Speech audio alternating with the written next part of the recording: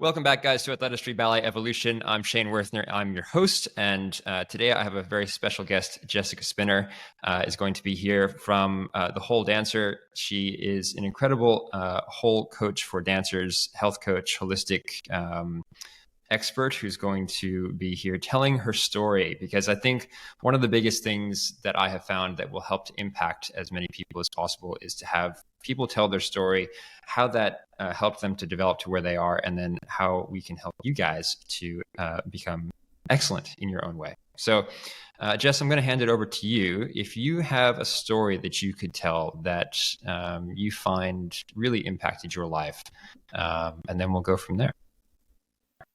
Sure. So I have a lot of stories, but I'm going to focus on one that actually happened after I stopped dancing and was beginning to heal from my dance experience. I stopped very abruptly. I had been pursuing dance, looking for my next professional job, and commuting from Long Island, where I'm from originally, into New York City, and taking class at Steps every day and going to open auditions and trying to get freelance work and all of that, while simultaneously working back from an injury and just struggling in pretty much all areas of that pursuit. And then I applied for this retail job, and for whatever reason, when I got the job, I just was like, okay, I'm not dancing anymore. There, at the time, really didn't feel like there was much thought in that process. But getting this job and stopping that pursuit of dance led me to pursuing yoga and other forms of movement that did not involve a mirror. Yeah. And for me, that transformed my relationship to myself. It later transformed my relationship to dance. And it really did lead me to where I am now and the work that I do with dancers now. Yeah. That's a really interesting point, actually. And now, let me bring it around maybe to something that I experience in dance. It becomes very obviously self-critical, right? Because we're staring at ourselves all the time. We're basically in the studio, half naked, in tights and very form-fitting clothing. We're being judged not only by ourselves but by our peers and by someone at the front of the room who is also looking at us and saying, "Oh, that's not good enough. Do it more like this," right?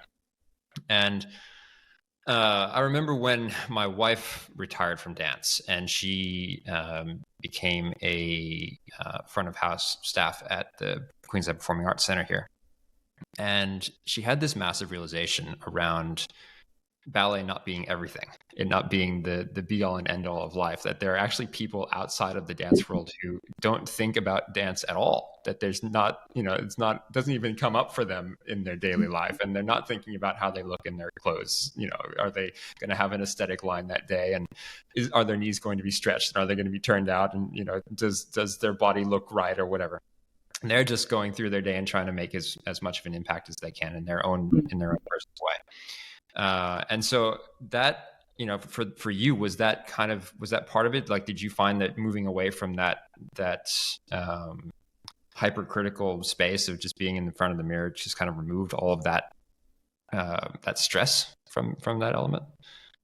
Yeah. When I was pursuing dance, I did some yoga, but I was doing Bikram yoga, which was popular at the time, and was in front of a mirror as well. And it was like pretty much the most self-abusive form of yoga one could find. Yeah. Like, the teachers were harsh. They would say nasty things to students and like make comments about food and bodies. And I was like, oh, this is normal to me. Yeah. And the yoga I did after had no mirrors.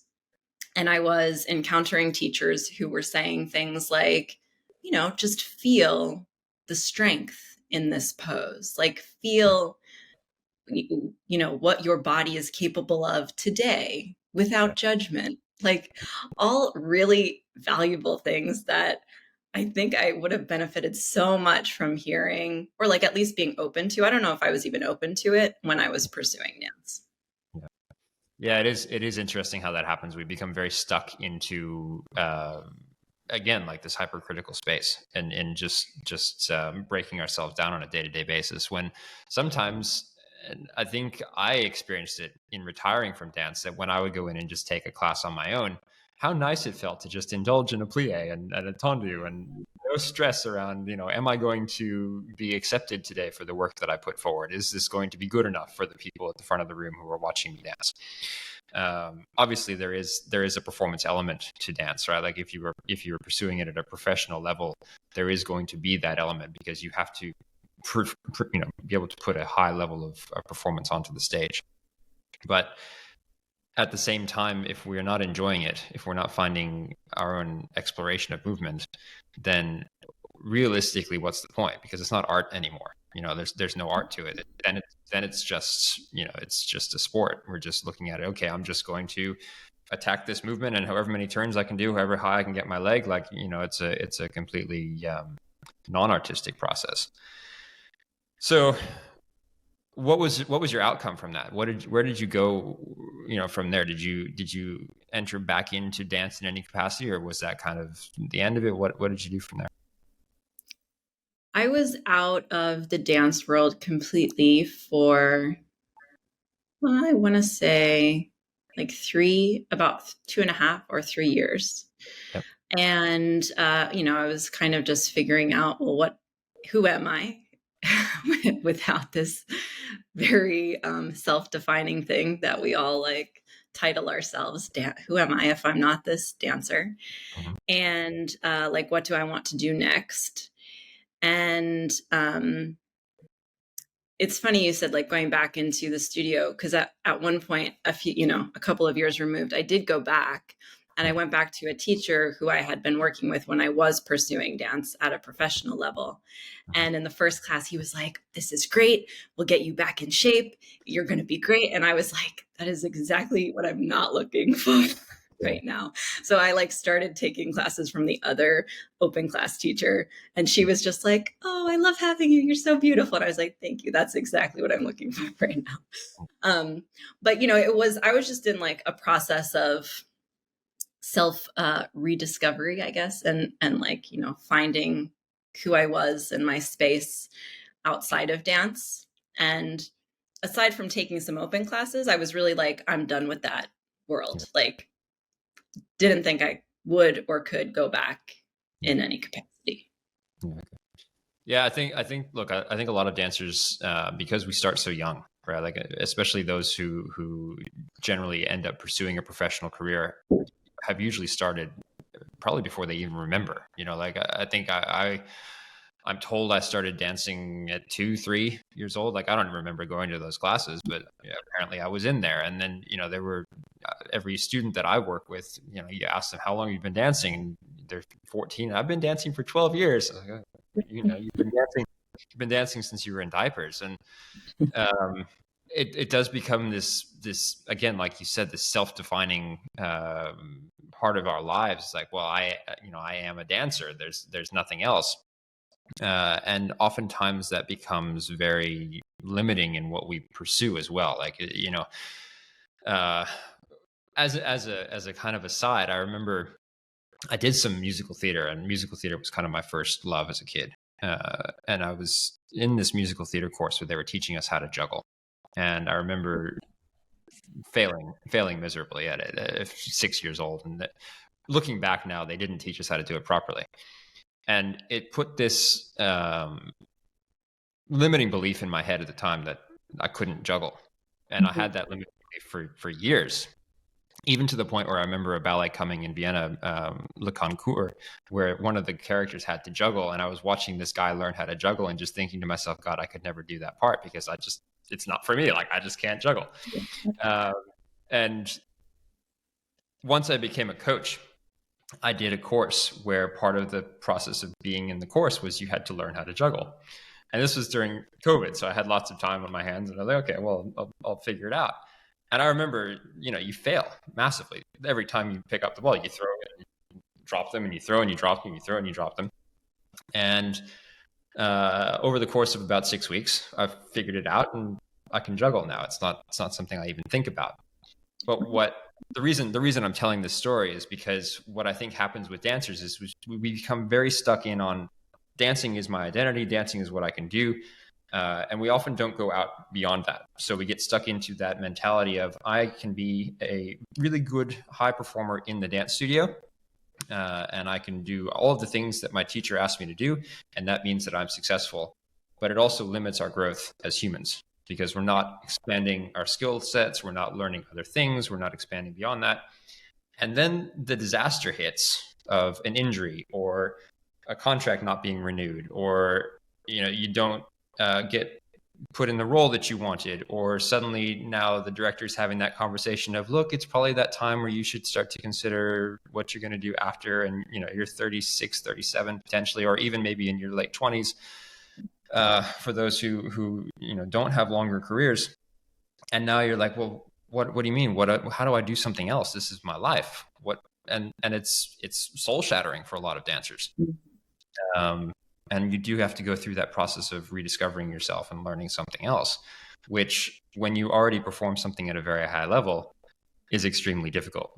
So did you have an experience like that where you, in changing pathways and learning something new, was that a challenge for you, or did you embrace it and really get into that? In my sort of meandering path out of dance, I ended up nannying for 2 boys. And within a few months, I was like, I can't do this for too long because it was a lot. And I have more understanding for that experience now that I am a mother myself. But at the time, I was like, I can't do this. Like, it's too much. Yeah. So I had like a pretty big fire to find like what it really was that I wanted to do next. And while I was dancing, I had this very big interest in health and nutrition and wellness. It was not coming from a real self-serving place at that time. It was really coming from a place of like, I need more information on diets and losing weight and that kind of thing, unfortunately. But then when I was out of dance, I was like, okay, like this is a path I feel like I could take, and it's of great interest to me. And I like, it all speaks to me, and I connect with all of that idea of creating a life that is much more, holistic and looking at yourself as a whole person and finding true balance. So then I found, like the course that resonated with me most to get started. And from there, I've just kind of, I guess I'm a lifelong learner. I have just continued to be looking for more resources and information and, ways to be better at what I do. So I think that that's like certainly dancer influence. Like you can always be better. You can always, have those kind of things. So yeah. Yeah, and I think that's a great way to look at it too, and I think that's part of what attracts me to what you do. With the whole dancer is the balance element, not becoming wholeheartedly obsessed with ballet to the point that it consumes you, right? Like you have to have other things that interest you, and even as an artist, like if you're wanting to be an artist that has a larger impact, just having one understanding of life is going to limit your ability to express your art, to express what's going on in your mind, to express your emotions. You have to have a wide range of experiences in order to be able to portray that to an audience. So putting yourself into a position where, even if it's just as simple as finding, books that are interesting to read or movies that you love to watch, you have to find time in your life to be able to do those things. Otherwise, you're so obsessed with the perfect tendu that you're not actually developing anything else. And I'll say this to my students quite often, where if you can do 100 pirouettes and you can lift your leg up around your ears, no ballet critic is going to come out of a performance and say, God, that was the most pirouettes I've ever seen, and did you see how high her extension was? Like, the critique is always, this person touched my soul. It was the most incredible, understanding of the character of Giselle or Sleeping Beauty or, whatever it is you're performing. and they were able to cross that barrier of it being just a performance to actually like I was living that story, right? And I think that can only really be done by people who have the possibility to go beyond it just being an art, and finding other things outside of dance that expand their soul. Having a life. Yeah. Yeah. Right. Yeah. When you have those things, you have so much more to bring and to give. And like a lot of times, you also have so much more like genuine energy because you have fed yourself on a soul level as well. Yeah. You know? Yeah, definitely. And it even makes you a more interesting person to communicate with, right? Like if you think about artists as a whole, like we are wanting to communicate, not whether it's through movement or through singing or through music or through recitation of poetry or acting.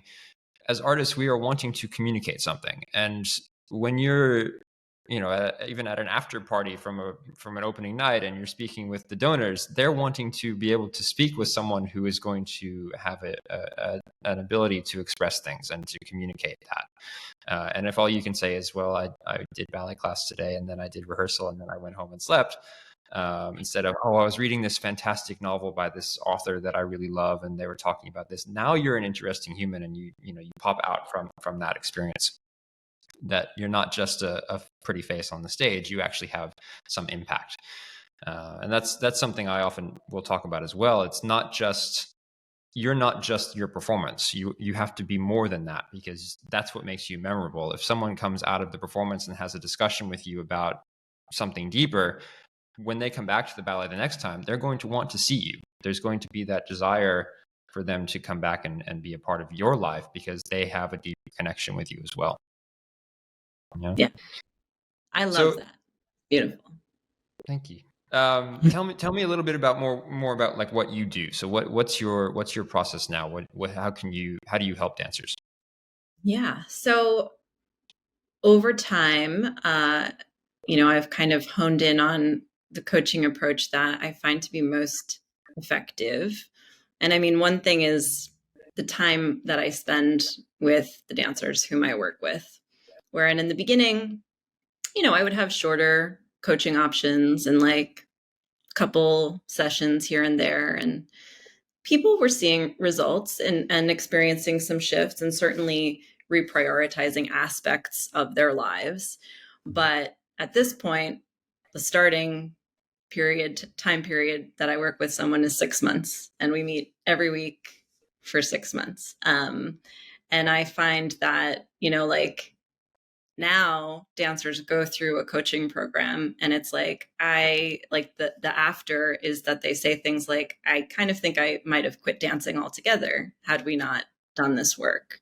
Or like, I just feel so much happier in my life and my dance pursuits, having spent the time reprioritizing things, having spent the time figuring out my relationship to food, my relationship to body, my even just like my self-care and sleep, and these very, these things that I wish were more basic and emphasized by even like dance training environments. I mean, especially the pre-pro programs that have kids in residency from the time they're 14, 15. It's like, we need to be making sure you're teaching young dancers, especially, how to care for themselves.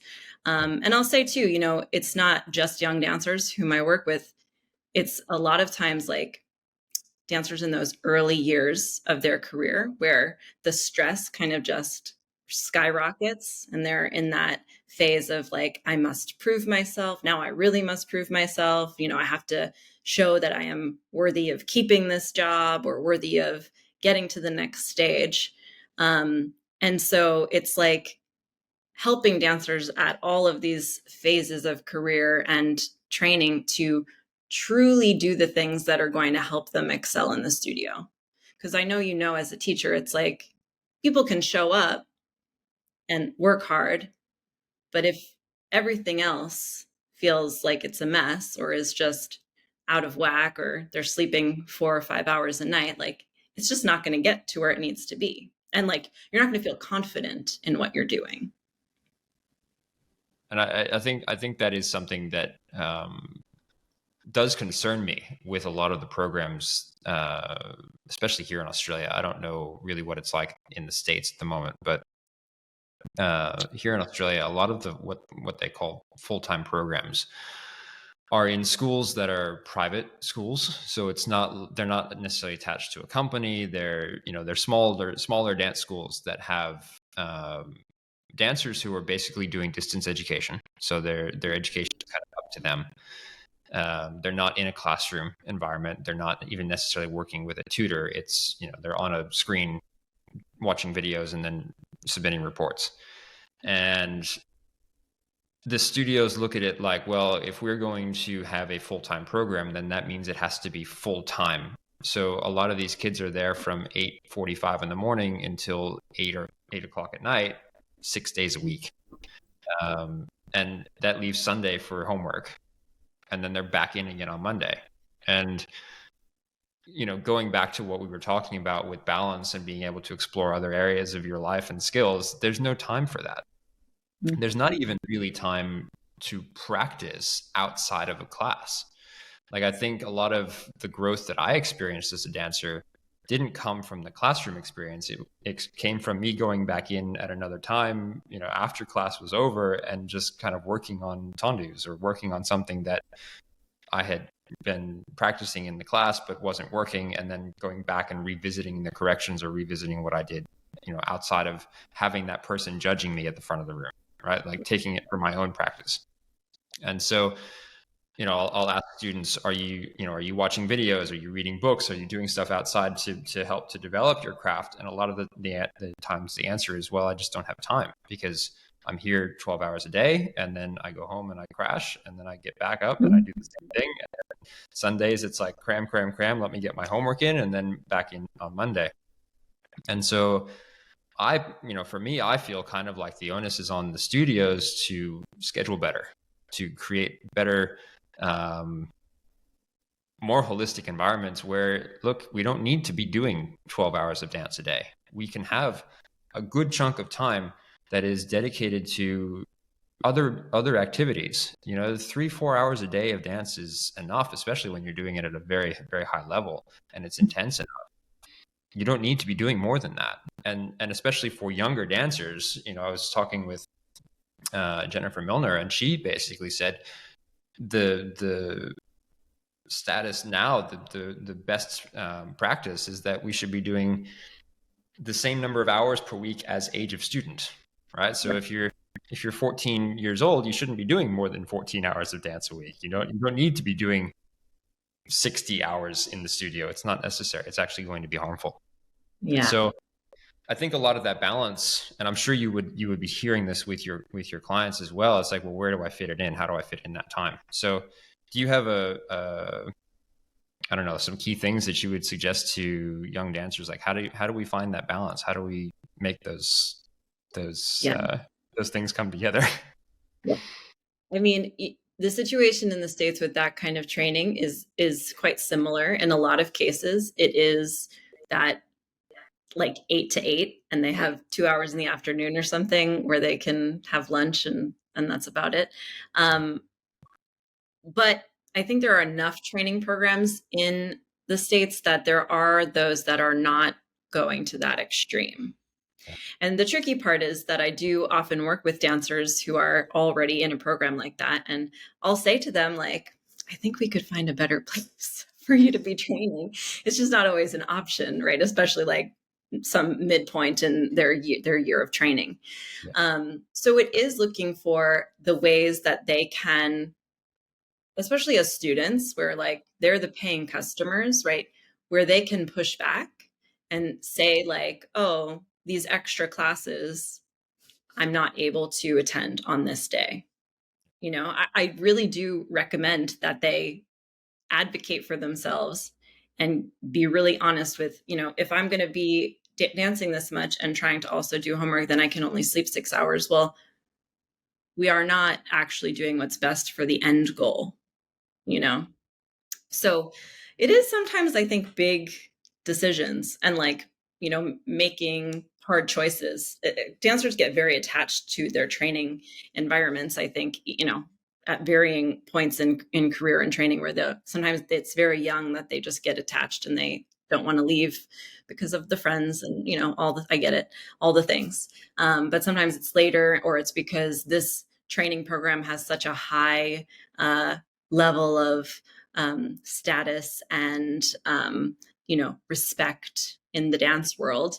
Well, just because we all know that just because a place has high level of status and respect does not mean that they are the places that are doing what is best for especially their young dancers or their students. So sometimes it's a matter of that and being like, okay, like I get it, I know, but there is somewhere else that we can go, or there are these ways that we can create some space for you.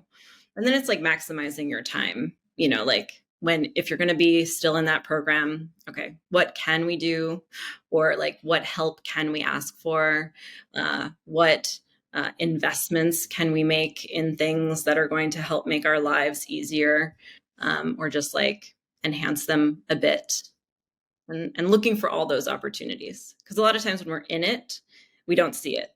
And as an outsider, I often will talk to someone once and be like, okay, I can see like 20 ways we can improve this situation, I think that's really important. I think, and especially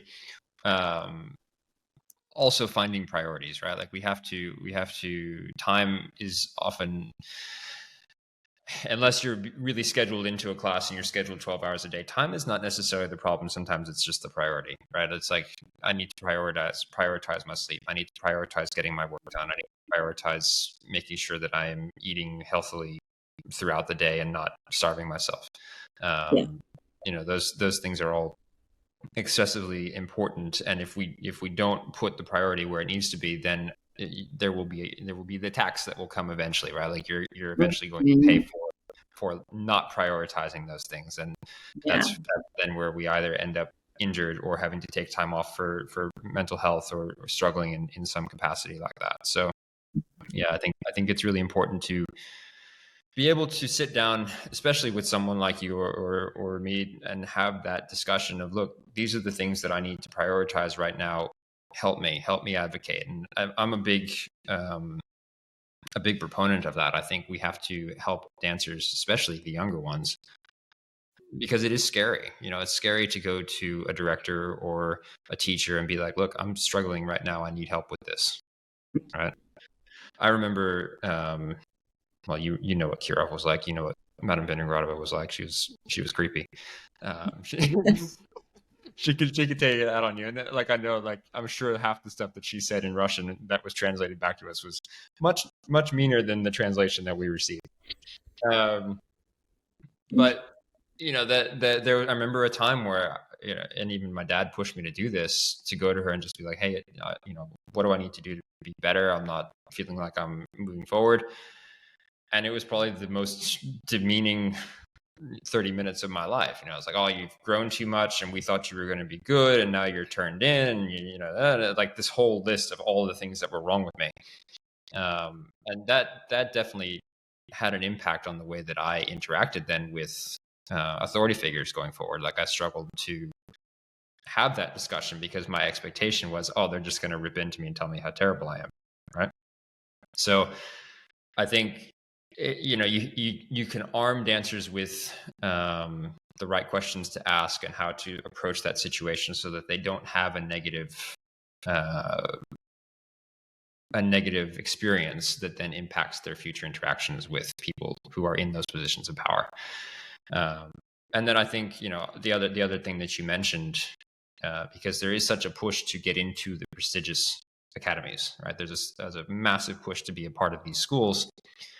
And I think something that is very important to understand is that just because you went to a school, just because you graduated from that school, does not mean that you will progress to that company, right? The amount of dancers that get hired from the schools that are attached to companies are nowhere near the amount of students that those schools produce.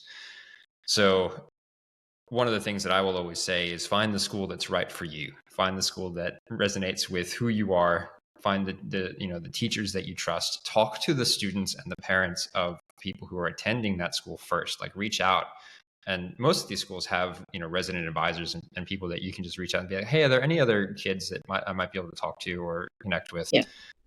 If you get an offer from a school and you just don't know, reach out to the parents, because the parents will tell you the truth more often than not. I remember my mom getting on the phone with Roy Hohenstein's mother for hours and hours and hours and just discussing, like, what's it like to live there at Kirov? Is it worthwhile to send him to board? Should we do it now or should we do it in 4 years? A little bit older.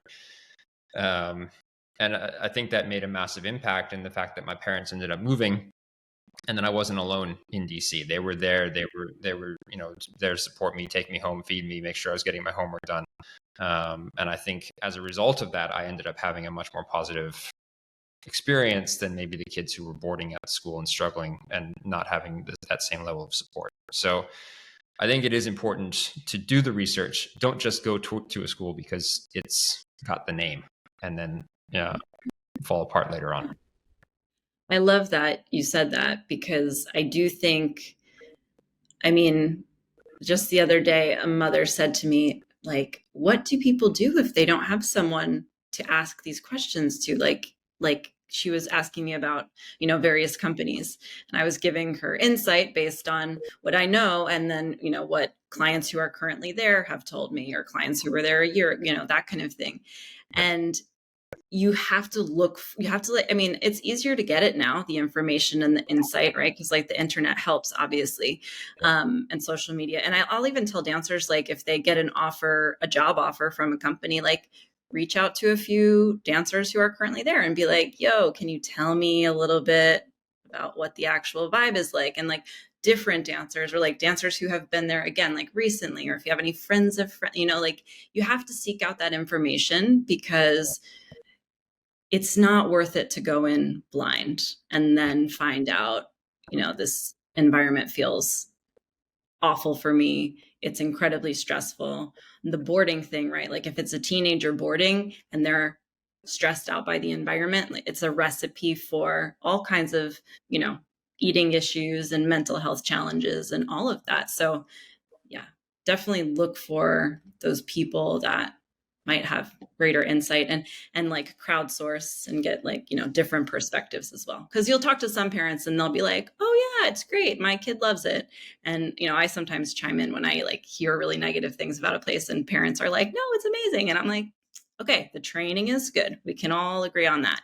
However, the environment might not be right for your kid, so proceed with caution. Yeah. And look, everyone's different. Everyone's at a different point of personal development. Kids will hit different maturity levels at different times. You may have a 10-year-old who's ready to go and is on their way and like, let me get into that boarding environment, I'm ready. And then you may have a 15-year-old who's like, no, I need more time at home. I need to have that support and that backup in case something goes wrong. So, and I would imagine that most parents are going to know their kids well enough to be able to help them with that decision, but definitely reaching out, finding support. And I think it's amazing now that there is that, not just from other parents, but from coaches that are, obviously working and speaking with dancers consistently enough to be able to say, yes, I actually can put you in touch with someone else, or I have had this said to me, and, these are the things that I've been hearing. This is what I know about this place. I wish that, the schools would start to integrate a bit more with the coaches as well, right? Because I think we in a kind of strange way often end up being underground in many capacities, where the students are afraid that if they come to a coach outside that they'll get in trouble from the school. And the schools often shut down any type of outside contact with coaches because, we don't want you getting bad information. When in reality, if the coaches in the schools were more collaborative, we would have a more insight into being able to help, prospective students go in the right direction. And then the schools would also be able to have that open discussion with us about, well, this is why this is happening here, or this happened because of this. And then it becomes a much more community-based environment as opposed to like this locked down, no, we don't want to tell anyone what's going on inside the walls, which always seems a little bit suspect. It's like, if we're locking down this environment, why? What are you trying to hide? What's being pushed away? Right? So just to kind of, I guess, wrap things up, if there were 3 things that you could say to a young dancer, I guess let's separate this for the dancer who's training, and then also for the dancer who's kind of transitioning into company life. What would be like your top 3 things that they could utilize to help them get the most holistic approach towards that process?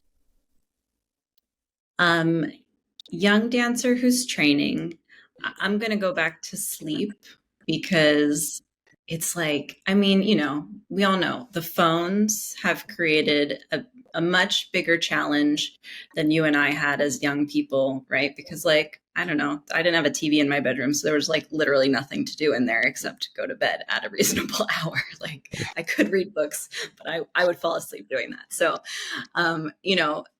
separate from your phone, give your phone a curfew at like dinner time. Usually I say, like, put it away. Yep. And sleep, and look into a sunrise alarm clock, because that's my favorite thing in the whole universe, for improving your sleep and circadian rhythms and all of that. Yep. Try to figure out as a young person who you are outside of dance and the things that light you up outside of dance, and make a concerted effort to do more of those things whenever you are able. And then I think, we get a lot of feedback and criticism, as we've talked about. And as you said earlier, right, like these things start to become sort of like our mental programming and stories. Yep. And it's always the negative stuff, right? It's like the negative comments and the things that people say that are critical of who we are or how we look, or, our facility or whatever. Yep. So start to make a habit of writing down not just your corrections that you want to remember, but write down what went well in class or what you enjoyed about it. Or, like something positive that somebody said to you. We don't want to focus on the external validation, but like, we also forget, I think, when teachers say nice things to us. I sometimes will have clients write things down and be like, I had forgotten about all these things over the last, 10 years of training that people had said to me that were positive, because I was just so focused on all the negative stuff. Yeah. 100%. Dancers, go ahead. Sorry. No, I completely agree. I think that's something that I find a lot too.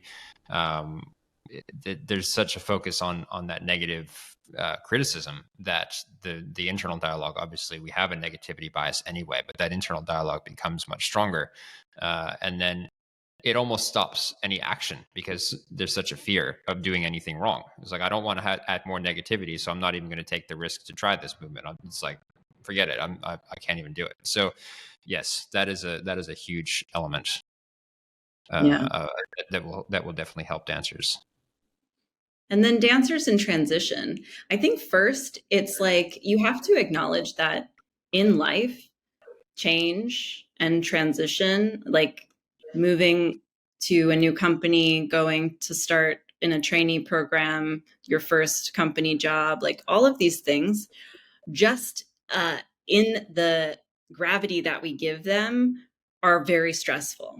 Like our stress response is going to be heightened because we have all of this expectation and overthinking and on all of that. So I feel like the first thing you should do is really acknowledge that, like, change is hard and transitions are stressful. So this may be a time where anything that I have struggled with historically comes back up and sort of like is more in my face or just becomes more pronounced.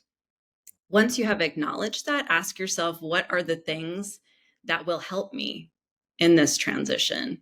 And very often the thing dancers don't do is actually seek outside support. And, it's like the amount of times I hear dancers say, like, I wish I had reached out to you a year ago. I'm like, Yeah, I know. We put it off and we tell ourselves, I shouldn't need this. I shouldn't need outside coaching.